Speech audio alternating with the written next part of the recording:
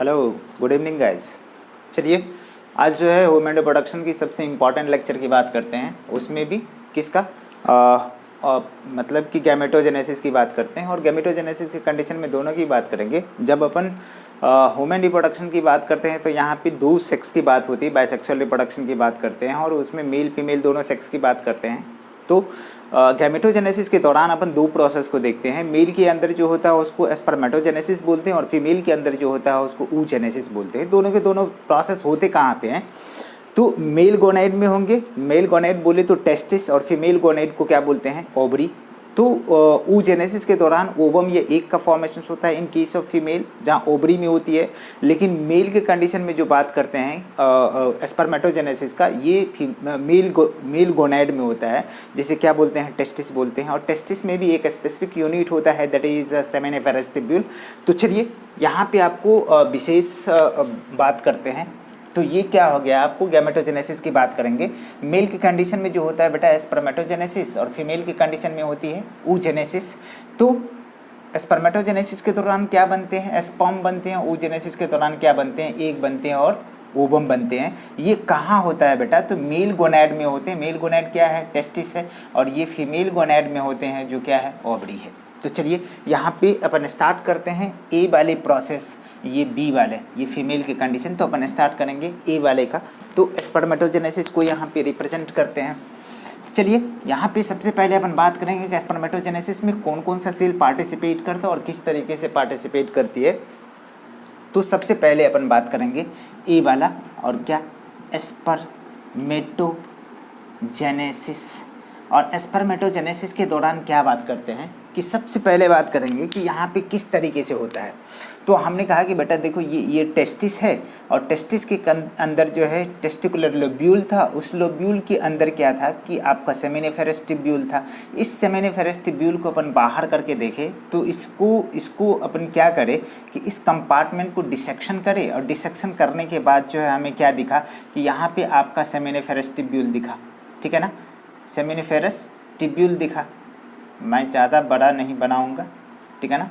Seminiferous tubule दिखा, और इस टिब्यूल को जैसे ही कट करके यहाँ पे दिखा सेमिनिफेरस टिब्यूल, ये क्या है? टेस्टिस। और ये क्या है?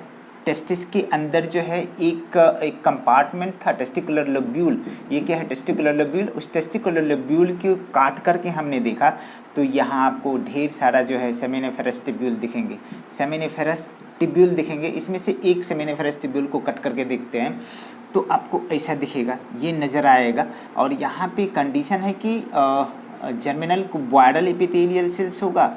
और उसके बाद जो अपन बात करते हैं कुछ जो सर्टोली सेल्स की बात करेंगे, तो यहाँ पे जितने भी मतलब कि ये सिंपल कुबॉइडल एपिथेलियल सेल्स होगा। ये जर्मिनल सेल्स है, जर्मिनल सेल्स है, जर्मिनल सेल्स। और इसे ही ये किस नेचर का होता है? तो simple cuboidal epithelial tissue, simple cuboidal epithelial tissue है। और जो नेचर क्या है जी, इस सेल्स में एक स्पेसिफिक डिवीजन होता, जिस डिवीजन को बोलते क्या? मियोसिस। इसीलिए इस टाइप के सेल को अपन बोलते क्या? मियोसाइट। इस टाइप के सेल को क्या बोलते हैं? मियोसाइट। जिस सेल में मियोटिक डिवीजन्स होता है, मियोसिस होता है, उस टाइप के सेल को क्या बोलते हैं? मियोसाइट। तो सिंपली अपन यहाँ पे ये जर्मिनल सेल्स की बात करते हैं। और दूसरी जो सेल होती है बेटा, कौन सा सेल होता है? उसे बोलते हैं सर्टोली सेल। उसे क्या बोलते हैं? Sertoli cell. तो कंडीशन क्या है कि each and every germinal epithelial tissue cells acts as a spermatogonia. और ये स्पर्मेटोगोनिया डिफ्रेंशिएट होकर के, डिवाइड होकर के क्या बनाते हैं? स्पर्म को बनाते हैं। वो किस तरीके से बनाएंगे उसको मैं डिटेल करने वाला हूँ। और स्पर्मेटोजेनेसिस को इंक्लूड करेंगे 3 फेज में।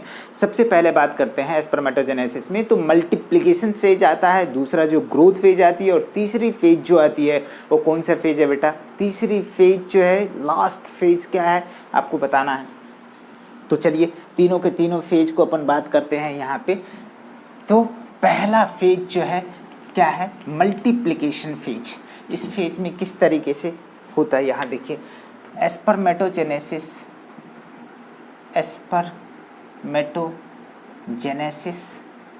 इंक्लूड्स कितने फेजेज होते हैं? 3 फेजेज होते हैं, दिखता ना।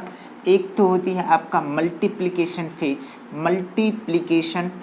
फेज, और दूसरा होता है ग्रोथ फेज। दूसरी फेज होती है क्या? Growth phase.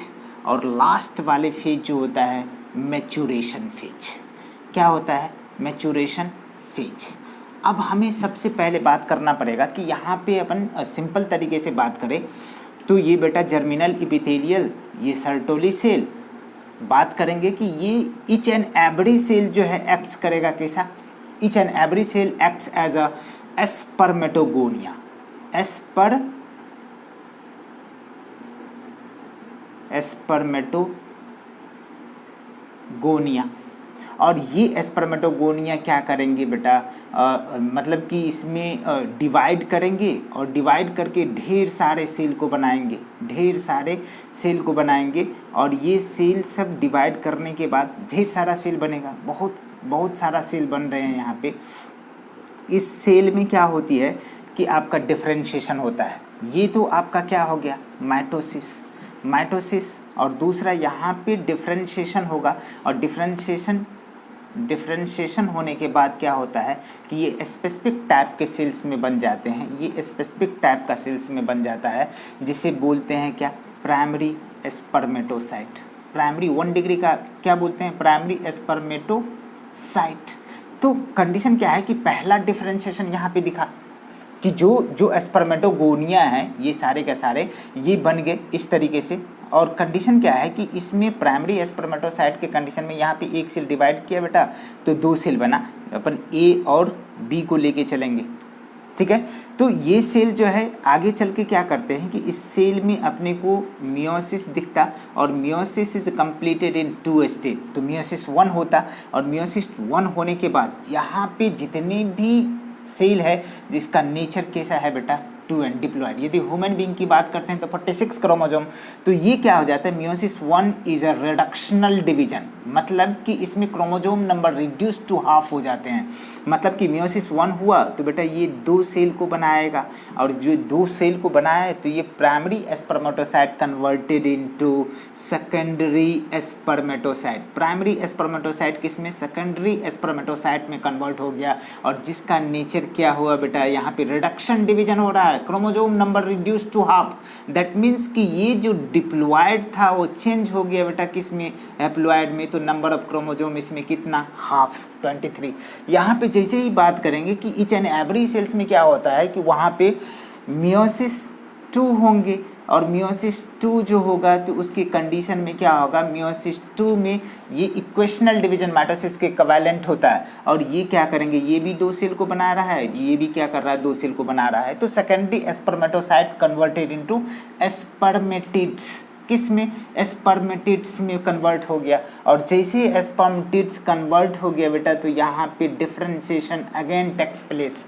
तो आपसे एक बार तो यहाँ पे डिफरेंशिएशन हुआ, और दूसरी बार यहाँ पे डिफरेंशिएशन हुआ। ये differentiation leads to the formation of the spermatozoa, ठीक है। पहले बात हमने कहा कि बेटा देखो जो जर्मिनल एपिथेलियल सेल्स है, each and every germinal epithelial cells changes into the spermatogonia, और ये क्या करें? माइटोसिस और डिफरेंशिएशन करने के बाद जो है ये ढेर सारा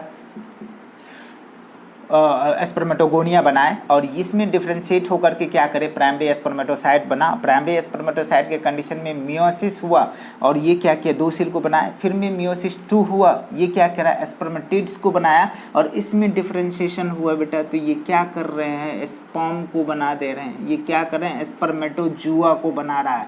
इसे क्या बोलते हैं? स्पर्मेटोजुआ। स्पर्मेटोजुआ। अब क्या कंडीशन है कि यहाँ पे स्पर्मेटोजुआ बना, और ये स्पर्मेटोजुआ फिर से वापस आ जाएंगे कहाँ पे? यहाँ पे नरिशमेंट के लिए सर्टोली सेल के पास। तो बिल्कुल आपको ये सिनेरियो दिख रहा है। तो आपसे पूछा जाएगा कि स्पर्मेटोजेनेसिस के दौरान जो है कितनी टाइम से डिफरेंशिएशन होता है, कितने बार डिफरेंशिएशन होती है? तो आपको दिमाग में आना चाहिए कि 2 times differentiation takes place in spermatogenesis. अब कंडीशन क्या है कि जो हमारे पास ये जो जर्मिनल एपिथेलियल सेल्स बनता है वो किस तरीके से बनता है? इसको प्राइमोर्डियल जर्म सेल्स क्यों बोलते? यहाँ पे ये जो जर्मिनल सेल्स है, ये आपका जर्मिनल कुबॉइडल एपिथेलियल सेल्स है, और इसे ही क्या बोलते हैं, प्राइमोर्डियल जर्म सेल्स। इसका क्या लॉजिक है, why we are saying germinal epithelial is a primordial germ sales. तो होता क्या है कि जनरली ये जो सेल है, मतलब कि जर्मिनल कुबॉइडल एपिथेलियल सेल्स या जर्मिनल सेल्स जो बोलते हैं, फीटस में बन के तैयार होता है।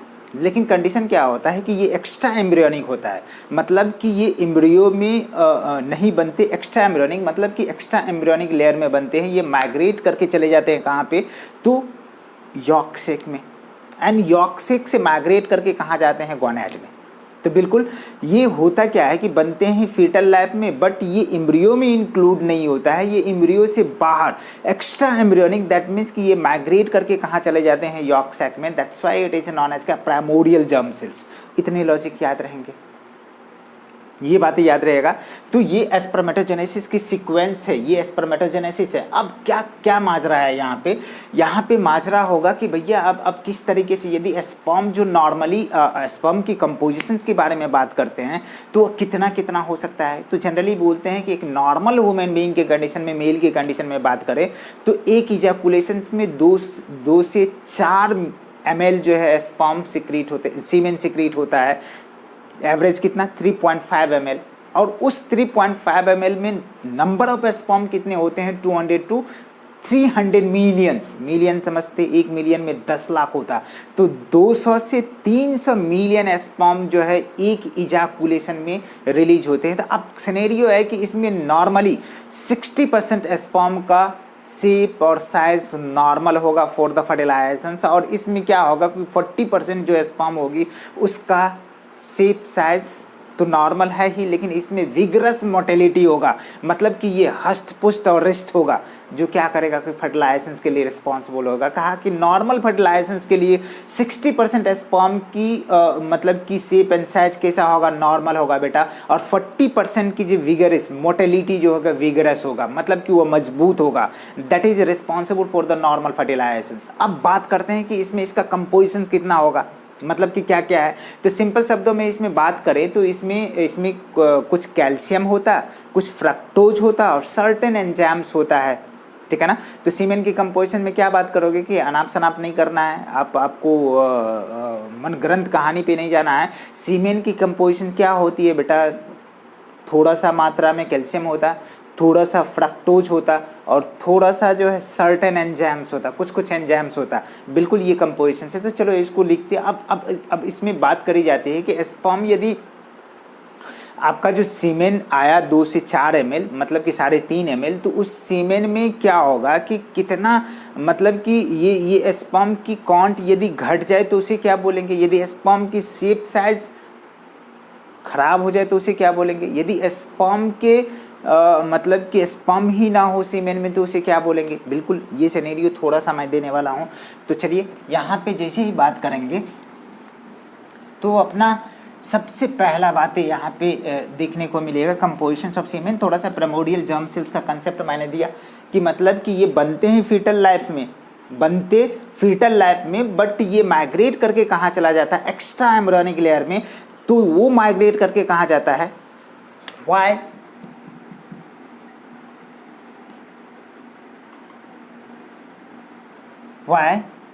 germinal cuboidal epithelial cell is known as primordial germ cells। क्या होता है कि germ cells formed in fetal life, but it migrate into extra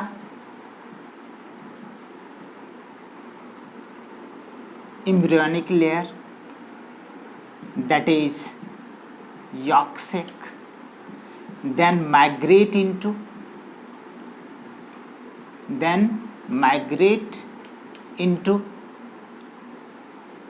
gonad। That's why it is known as primordial germ cells, जिसे PGC बोलते, primordial germ sales. अब composition of सीमेन क्या होता है बेटा कि ये इन इच इजैकुलेशन, मतलब एक बार जो स्खलन होती है, रिलीज होता है sperm during the sex, in each ejaculation release 2 to 4 ml semen. Average कितना बेटा 3.5 ml। और इसमें नंबर ऑफ स्पर्म कितना होगा बेटा, नंबर ऑफ स्पर्म कितना होगा 200 to 300 मिलियन स्पर्म। एम से लिखते, चलो मैं पूरा लिखता हूँ, मिलियन स्पर्म, इतना मिलियन होगा। इसमें से from it 60% sperm have normal shape and size, ठीक है ना, and 40% sperm have vigorous motility for normal fertilization. Normal fertilization के लिए ये टर्म एंड कंडीशन बिल्कुल चाहिए ही चाहिए। अब होता क्या है कि यदि हो मतलब कि इसमें यदि 2 to 4 ml स्पर्म जो है रिलीज हुआ और उसमें यदि स्पर्म की काउंट ही ना हो, स्पर्म ही ना हो, जब स्पर्म इसमें नहीं होगा तो उसको एज़ोस्पर्मिया बोलेंगे। यदि स्पर्म की काउंट 20 मिलियन से नीचे जा रहा है, होना कितना चाहिए 200 to 400 ml, बट यदि 20 मिलियन से बिलो जा रहा है तो उस कंडीशन में बोलते हैं oligospermia. Oligo stands for the low number, low count of the sperm, oligospermia. यदि स्पर्म के शेप एंड साइज गड़बड़ हो जाए बेटा तब उसको बोलते हैं टेराटोस्पर्मिया। बिल्कुल ये टर्मिनोलॉजी बहुत इंपॉर्टेंट है। चलिए यहाँ पे देखिए, सबसे पहला अपन बात करेंगे कि क्या क्या कंडीशन होगा जिस कंडीशन में आपको जो है स्पर्म जो है नॉर्मली बिहेव नहीं करेगा।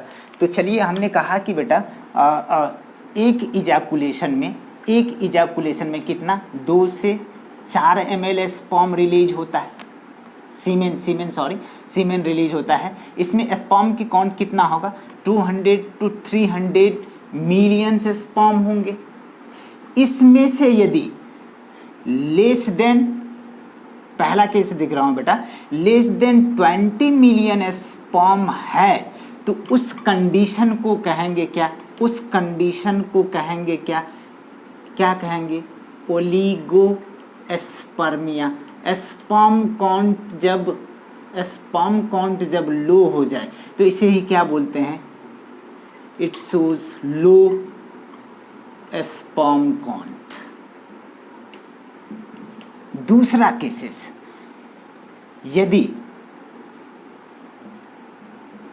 इफ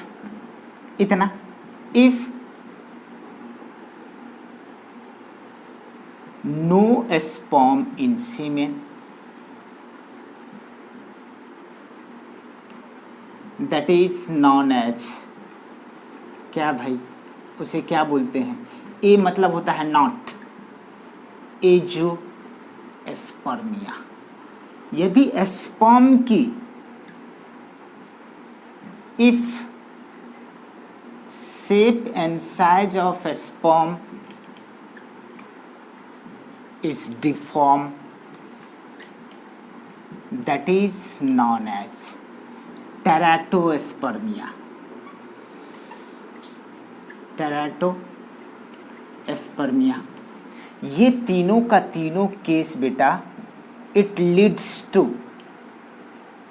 क्या भैया, मेल स्टेरिलिटी, मतलब बांझपन हो जाएगा, बांझ हो जाएगा मेल। अब बेटा स्ट्रक्चर ऑफ स्पर्म की बात करेंगे तो इसमें हम 4 पार्ट को काउंट करते हैं, हेड, मिडिल पीस, नेक और टेल। ठीक है, तो बिल्कुल बने रहिए। चलिए ठीक है।